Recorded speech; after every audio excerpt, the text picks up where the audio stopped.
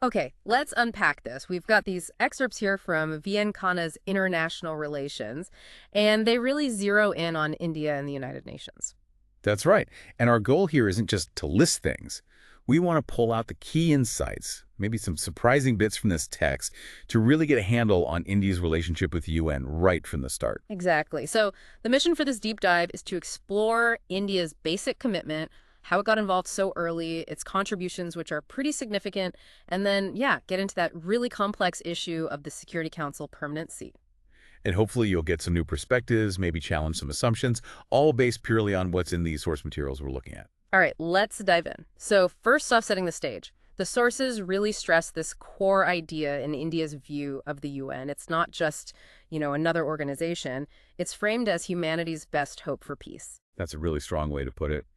And it's interesting how deep that runs. It's actually embedded in India's own constitutional framework. Article 51 basically directs the state to promote international peace and use arbitration for disputes. So it's literally written down as a guiding principle. The text really emphasizes India's, well, consistent faith and cooperation with the UN right through its history. Yeah, it's presented as fundamental to India's foreign policy from the get-go. But wait a second. India wasn't actually independent when the UN was formed, right? It was still a British dependency. So how did it get involved right at the beginning? That's one of those interesting historical details that the source highlights. Mm. India had been in the League of Nations, but essentially, under the British umbrella. Right, the League. But the major powers, after World War II, they decided to ditch the League and start something totally new. Why not just fix the old one? Well, the sources are pretty direct about it. The League had, quote, miserably failed. Didn't stop the war. It was seen as disgraced. The USSR got kicked out. And crucially, the U.S., the rising power, had never even joined. Ah, right. So like that H.G. Nicholas quote mentions, there was this odor of failure around it. They wanted to avoid the old arguments and get the U.S. involved from the start in something new, a clean slate. Exactly. Even the name United Nations was strategic. FDR coined it during the war, specifically to highlight Allied unity against the enemy. Unity for the war effort first, then maybe for peace later. The sources then walk us through the key steps, the conferences that shaped the UN Charter. It started pretty early, actually, the London Declaration in June 41. Nations fighting Hitler basically pledged to work together for a world free from aggression. And they linked that to economic and social security, too. And even before that, Roosevelt's Four Freedoms speech in January 41, the U.S. wasn't even in the war, yet connected freedom from want and fear to this future goal of being free from war and want. Then you get the Atlantic Charter, August 41, Roosevelt and Churchill talking about a wider and permanent system of general security.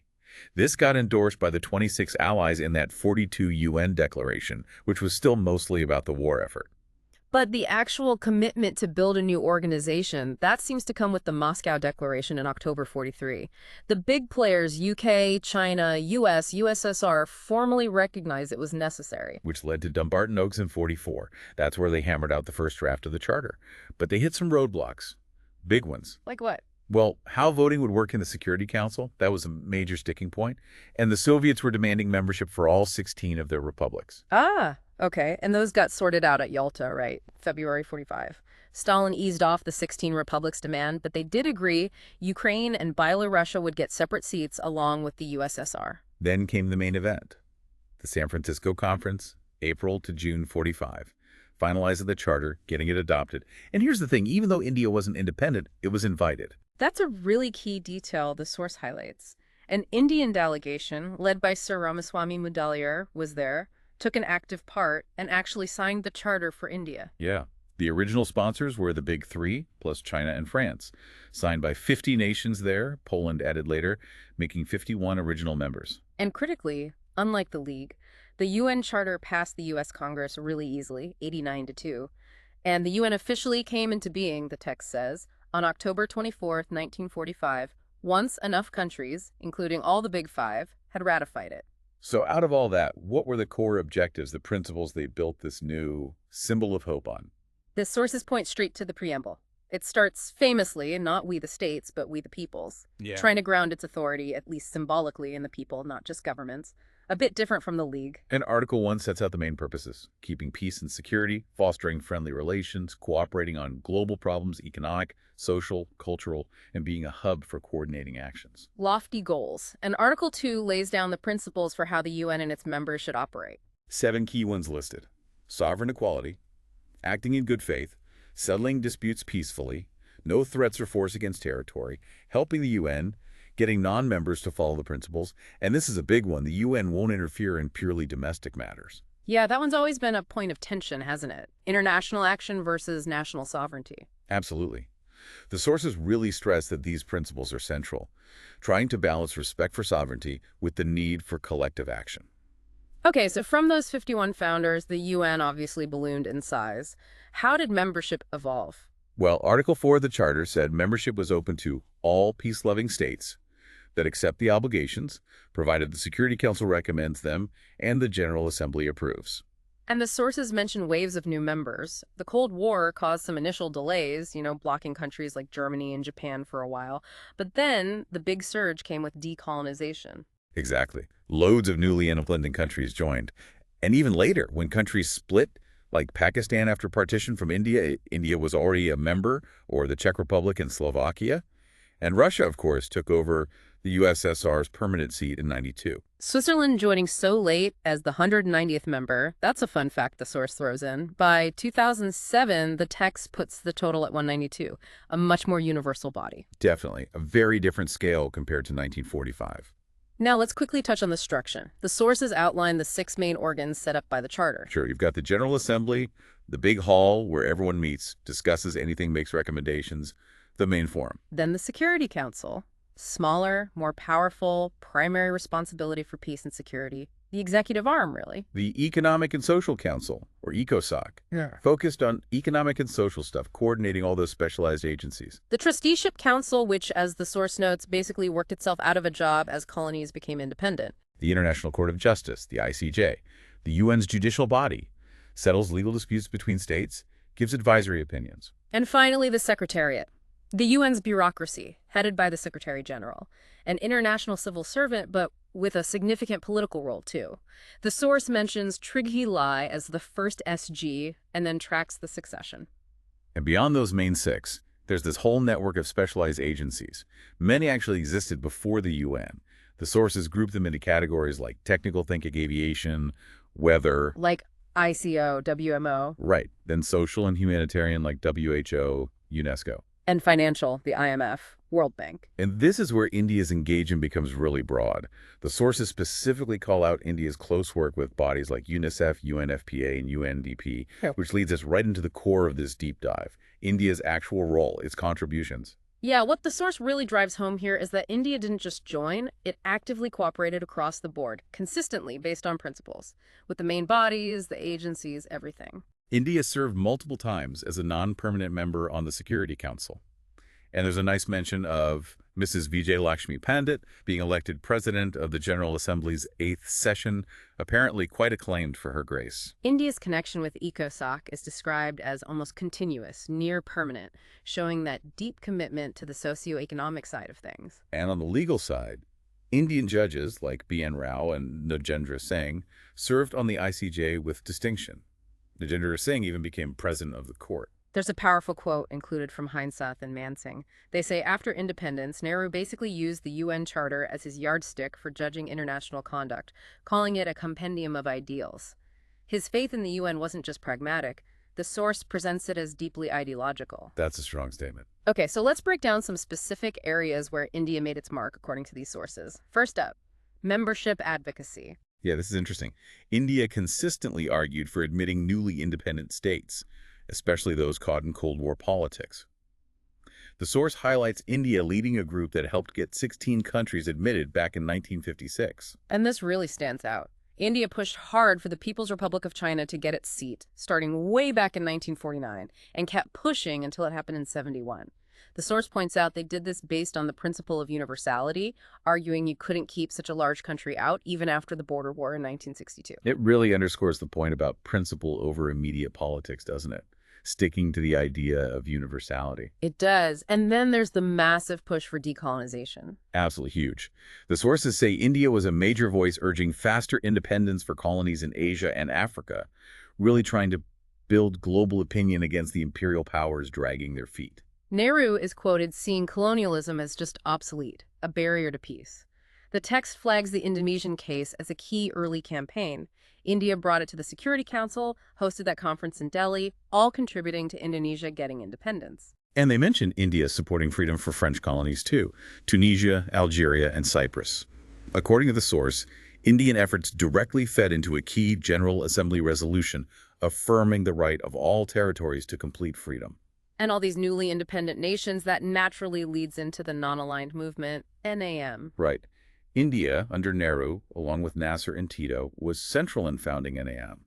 It brought together all these new states. And NAM, as the source explains, became this influential bloc within the UN, pushing for things like setting up UNCTAD, the Trade and Development Body, and that big 1974 resolution calling for a new international economic order. The source even mentions India's role in trusteeship issues, like the dispute over Pacific Islands after WWII.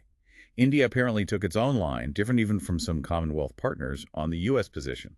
A small detail, but it shows that independent thinking within the UN system. Another major area, anti-apartheid. India was really at the forefront here. Way ahead of the curve. Cut diplomatic ties with South Africa back in 1949 over apartheid and its control of Namibia. The source says India gave full support to Namibia's independence struggle, and Namibian leaders acknowledged India's help later.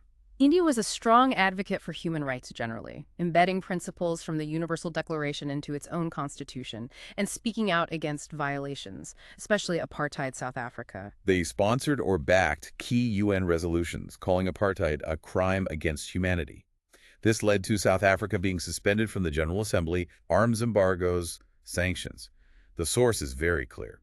India led the charge against apartheid, both inside the UN and out. And it notes that Nelson Mandela himself recognized India's role after he became president. Domestically, the source mentions India setting up its own National Human Rights Commission, too. Then there's disarmament and arms control. Another area of consistent, energetic Indian activity described in the source. Committed to total nuclear disarmament, pushed for it in all the forums. India signed the Partial Test Ban Treaty. But, and this is crucial, highlighted by the source, India firmly refused to sign the Nuclear Non-Proliferation Treaty, the NPT, back in 1968. Why? Because it saw it as discriminatory. Exactly. Dividing the world into nuclear haves and have-nots. And based on that very same principle, the source notes, India blocked the Comprehensive Test Ban Treaty, the CTBT, in 1996. It saw that as discriminatory too. So a very consistent, principled stance described here. India's also been a massive contributor to UN peacekeeping, one of the most consistent, actually. Yeah, peacekeeping wasn't really in the original charter design, but it evolved, right, to manage conflicts. India has sent troops or observers to dozens of missions over the years. The source gives specific examples. Korea in '53, India chaired the commission dealing with prisoners of war repatriation. Right, the NNRC. And chaired the International Commission in NATO-China after the '54 Geneva Agreement. And a really big one was Congo, 1960 to 63. An Indian brigade was there during that incredibly chaotic period.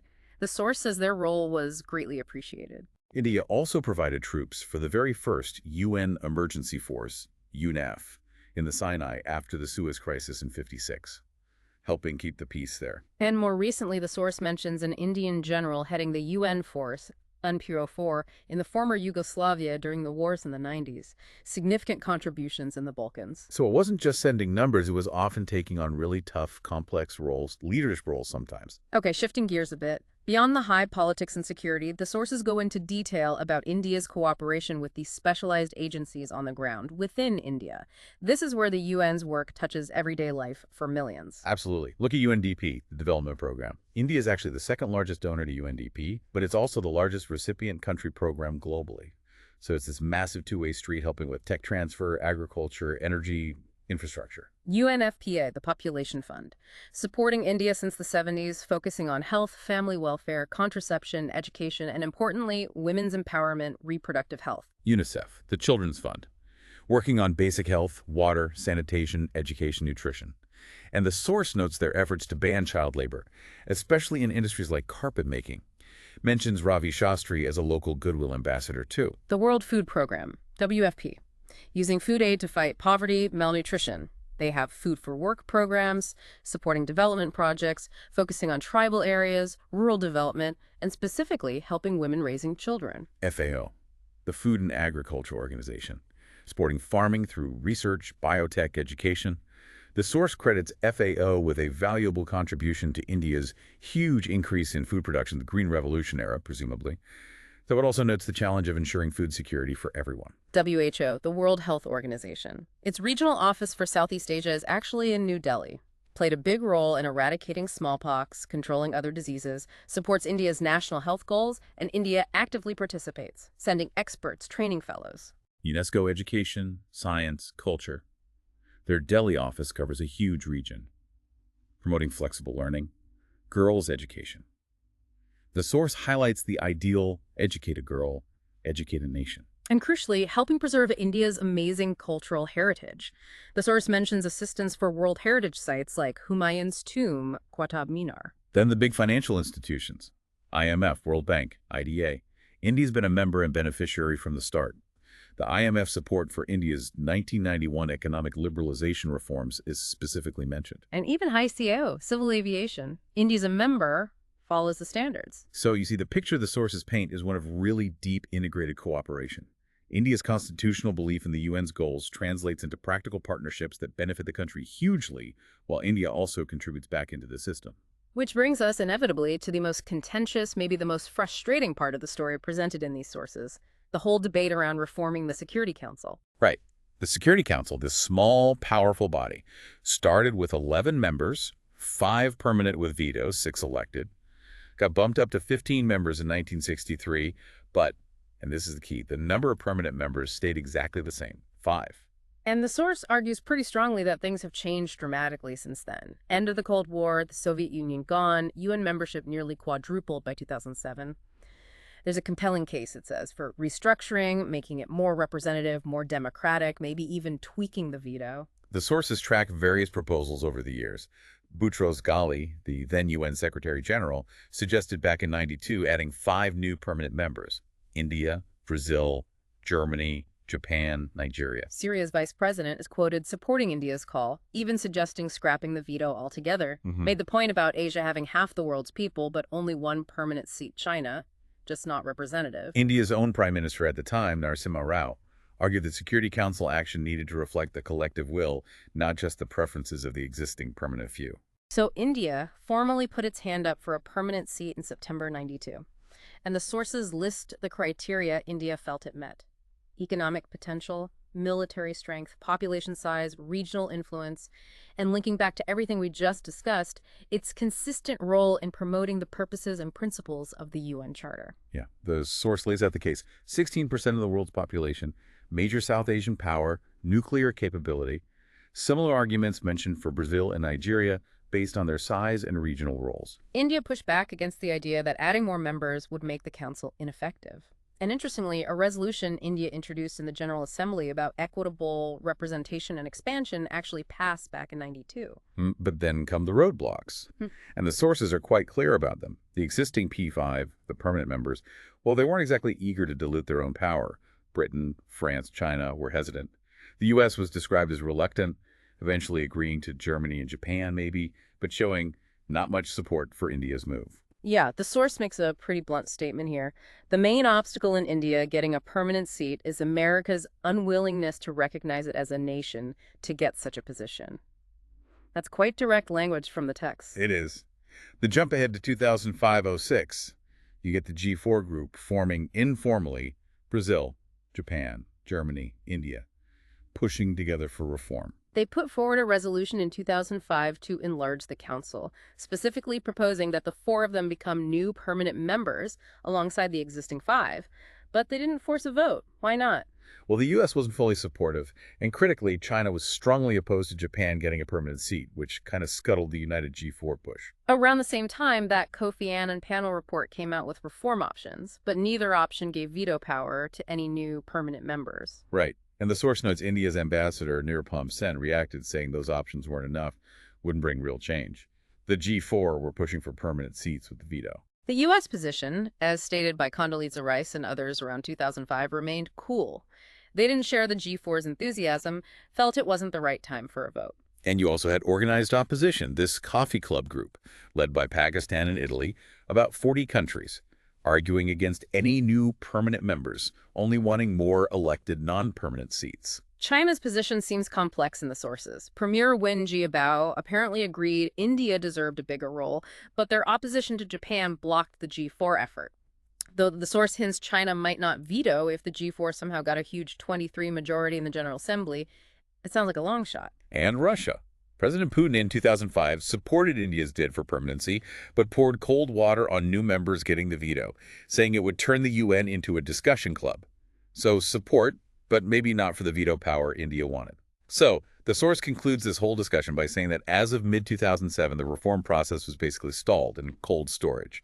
It mentions a claim by former PM I.K. Gujral that India was being penalized for its defiance on the CTBT. And interestingly, it adds a final note about some public opinion within India itself, suggesting a feeling that maybe India needs to demonstrate its importance more tangibly, rather than just asking for the seat. Yeah, this whole section, drawing on these specific sources, really highlights the political stalemate, the clashing interests, and just how hard it is to change the fundamental power structure, even when the arguments for change seem pretty logical based on representation and contribution. So, wrapping this up, what's the big picture from these sources? We've traced India's journey with the UN, presented here as a really deep, principled engagement right from before independence. We've seen major contributions across the board: peacekeeping, decolonization, human rights, development cooperation, on a massive scale within India itself. Yeah, we've seen how India, according to this text, consistently championed UN ideals like universality and reform, tried to align its policy with the Charter, and also reaped significant benefits from working with the UN system. But then, that final hurdle, the Permanent Security Council seat. Despite India ticking many of the boxes laid out, size, contributions, standing, the path is blocked. The sources detail the resistance from existing powers, the counter-arguments, the geopolitical complexities. Which leads us to maybe a final provocative thought, stemming directly from the narrative these sources construct. If India has, as presented here, such a long track record of adhering to UN principles and making significant contributions to global peace and development, what does the persistent deadlock over Security Council reform really tell us about the balance, or maybe the imbalance, between the UN's stated ideals and the hard realities of power politics and national interests in today's world?